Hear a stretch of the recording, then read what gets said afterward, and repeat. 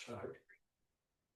कौन सा भी पोर्ट्रेट आप बनाना चाहते हो उसमें तीन बातें सबसे ज्यादा इंपॉर्टेंट है। ओके, फर्स्ट है शेडिंग। अभी आप मोस्ट ऑफ प्रॉब्लम यही है कि लोग शेडिंग नहीं करते। शेडिंग में कौन सी, ये भी देखो, ये जो पार्ट है उसमें बात आती है डार्क,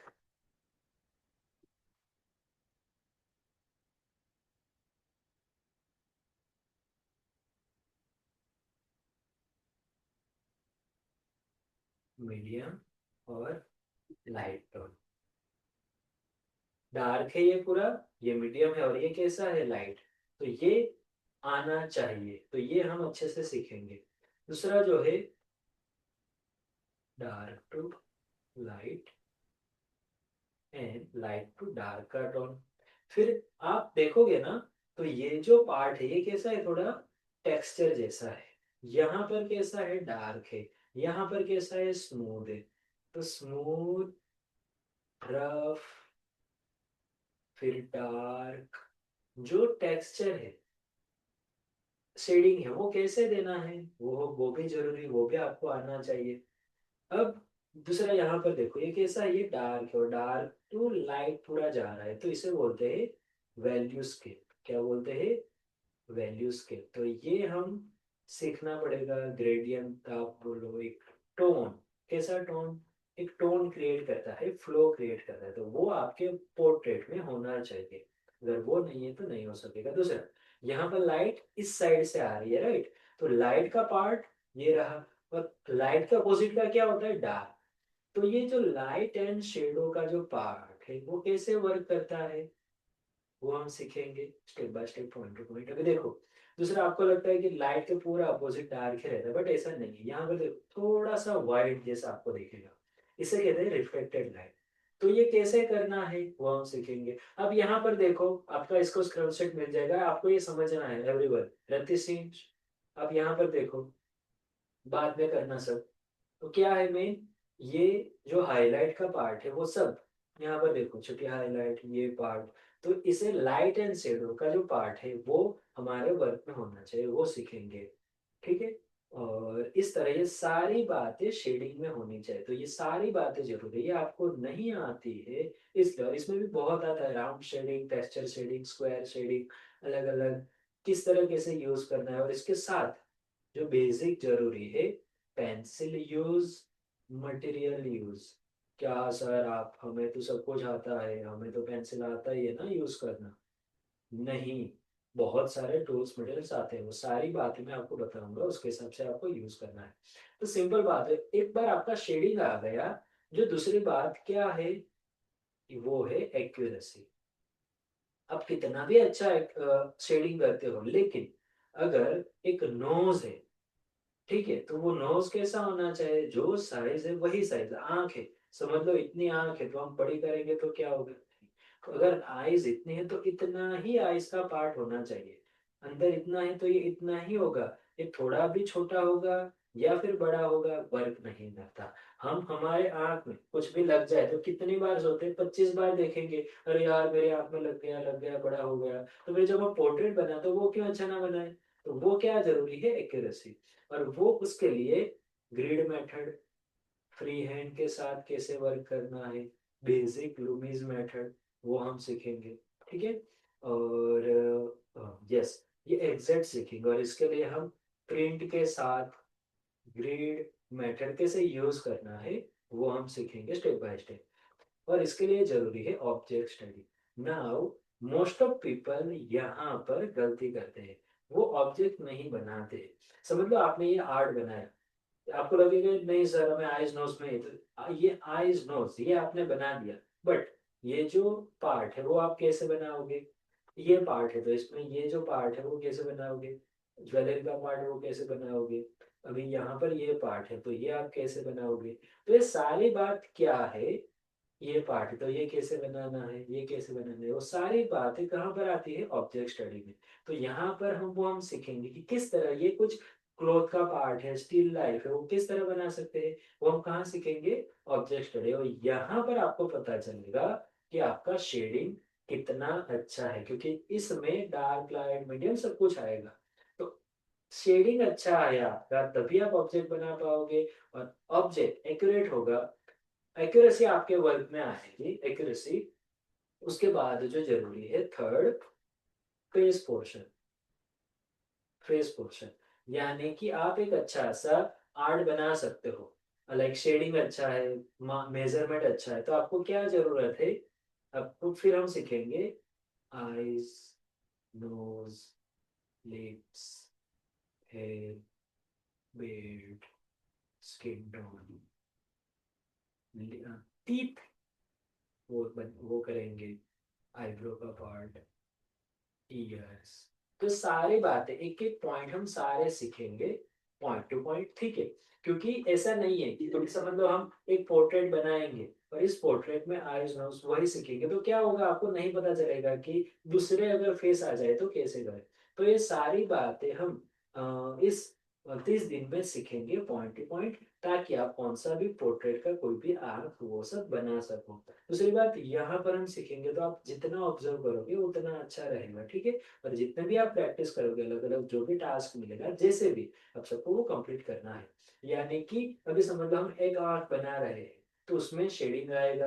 अभी आपको लगेगा कि सर क्यों जरूरी है, तो ये पार्ट देखो, इसमें क्या है, पूरा शेडिंग सही है, डार्क है, लाइट है, लाइट है, डार्क है, लाइट है, तो पूरा शेडिंग से है ना। और यहाँ पर आपका शेडिंग भी अच्छा है, और आपने लिप्स का जो मेजरमेंट वो भी अच्छा लिया, आपने आईज का मेजरमेंट वो भी अच्छा लिया, यानी आपका शेडिंग अच्छा है और मेजरमेंट आपने अच्छा लिया, तब जाके ही आप एक अच्छा सा फेस पोर्शन का पार्ट बना सकोगे, ठीक है। तो यहाँ पर आपका तीन, यानी तीन मेन इंपॉर्टेंट, और जो लास्ट है आपका first step, second and third, इसके बाद जो मेन है आपका हमारा पोर्ट्रेट मॉड्यूल स्टडी। यानी ये सब सीखने के बाद आप एक पोर्ट्रेट बना सकोगे। अब ये कैसा है, सिंपल प्रोसेस है, स्टेप बाय स्टेप, 1 2 3, तब जाके ही आप ये कर सकोगे। तो ये 4 सिंपल प्रोसेस है कैसा एक पोर्ट्रेट बनाने के लिए। अभी आप बोलोगे कि सर हमें डायरेक्ट, क्या गलती करते हैं लोग, डायरेक्ट यहाँ पर जाते हैं। तो अगर सिंपल समझ ले, एक पिज्जा बनाना है, उसकी कितनी रेसिपी है, स्टेप बाय स्टेप 5 पॉइंट है। First second third four and fifth, पांचवें स्टेप पर क्या बनता है, पिज्जा। आप फर्स्ट स्टेप नहीं करोगे, दूसरा नहीं करोगे, तो फर्स्ट करोगे दूसरा भी करोगे, तीसरा नहीं करोगे तो क्या होगा, नहीं बनेगा। एक दो नहीं किया, डायरेक्ट तीन चार करोगे तो क्या होगा, नहीं। सो आपको ये चाहिए ना, 1 2 3 4 5 सारे करने पड़ेंगे। अगर मुझे सब्जी बनानी है, ठीक है, लेकिन मैं क्या करूंगा, डायरेक्ट सब्जी डालूंगा या फिर पहले ऑयल डालूंगा, फिर वो उसके वघार करते क्या करते जो भी हो, मिर्च मसाला वो सब, कि डायरेक्ट मैं डाल दूंगा अंदर सब कुछ, कि पहले सब्जी रख दी मैंने, फिर उसके ऊपर मसाला वो सब रखूंगा, क्या होगा, नहीं होगा। सिंपल है। तो यहाँ एक प्रोसेस आप सीखोगे। Now, how many of you found this BO, bulb on movement? Type BO, bulb on movement. Yes sir, दिमाग की बत्ती जली। क्यों हम नहीं कर पा रहे हैं, शायद क्योंकि हमारे पास प्रोसेस ही नहीं है। Type BO, bulb on in the comment box. Right? Okay. Now अभी थोड़ा समझ लो why this process. तो यहाँ पर आपको दिमाग में रखना है, system, process, works, man phase, process work करता है। और ये मेरे 8 साल का एक्सपीरियंस है, 10 साल का आप बोलोगे, पिछले 10 साल का एक्सपीरियंस है, 500 से पोर्ट्रेट वर्क मैंने इस प्रोसेस से बनाए हैं, 500 plus happy clients across India है, 500 प्लस स्टूडेंट्स इस तरह सीखे हैं, उन सबको रिजल्ट मिला है। So if you will also follow the process you will get result 100%। अब ये जब आपने सीखेंगे, जब भी सीखेंगे, दिमाग में से 100% परफेक्ट ही हो, ये दिमाग में से निकाल देना है। आपको रखना है लर्निंग माइंडसेट। क्या रखना है, लर्निंग माइंडसेट, मुझे सीखना है, इस माइंडसेट के साथ आपको रखना है। आपका जो दिमाग है, आपका जो स्लेट है, वो बोर्ड क्या रखना है, एक प्लान रखना है। अगर इस पर मैं कुछ ड्रॉ करूंगा अच्छा नहीं दिखेगा, यहाँ पर ड्रॉ करूंगा अच्छे से दिखेगा। तो सिंपल है, आप जितना अपना माइंड क्लियर रखोगे उतना अच्छे से आप सीख पाओगे। ठीक है, लर्निंग माइंडसेट रहेगा, 100% कमिटमेंट। आपको जो भी प्रॉब्लम हो, कुछ भी हो, आप क्वेश्चन पूछ लो, आपका जो ग्रुप है उसमें आप पूछ लो। डोंट फील असेड, कुछ भी शर्म नहीं रखनी है, क्या लगेगा क्या नहीं, छोटा सा भी, सर पेंसिल को शार्प कैसे करें वो भी पूछ लो, कोई बात नहीं। ठीक है, तो कुछ इस तरह हमारा लर्निंग जरूरी है। अब यहाँ पर ये जो हमने शेडिंग देखा ना, ये जो सीखेंगे तो वो कलर पेंसिल में भी जरूरी है, एक्रेलिक ऑयल पेंटिंग में भी जरूरी है, वाटर कलर में भी आपको काम आएगा ये।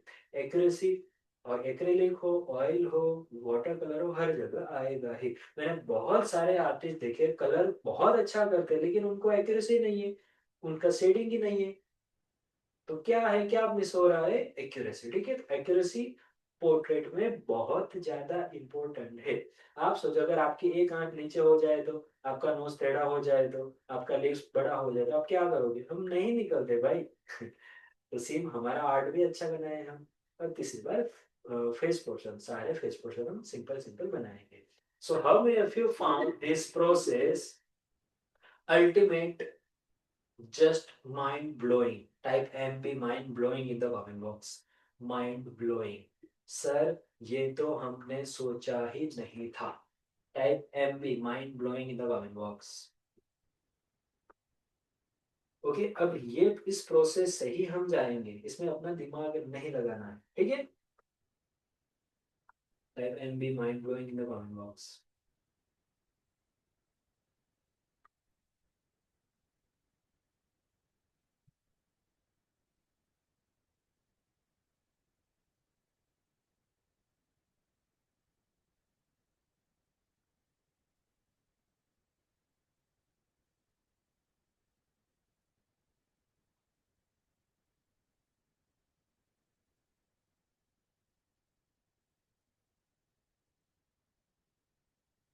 आपको लगेगा कि इस प्रोसेस से क्या होता है, let me show you something.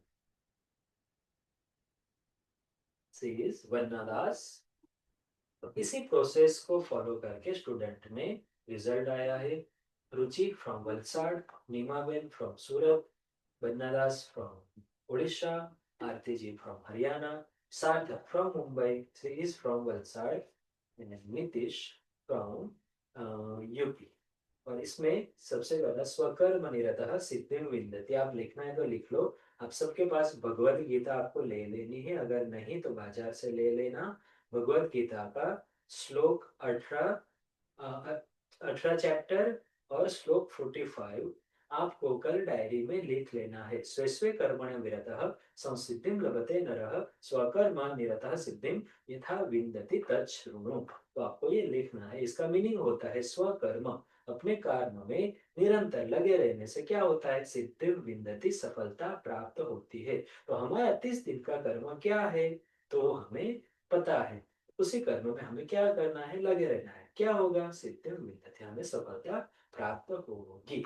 हमें हर साल यहाँ पर ऑफलाइन इवेंट करते हैं हम, और वहाँ पर जो भी आर्टिस्ट सीखे उनको अप्रिसिएशन के लिए अवार्ड एंड रिकग्नाइज भी होता है।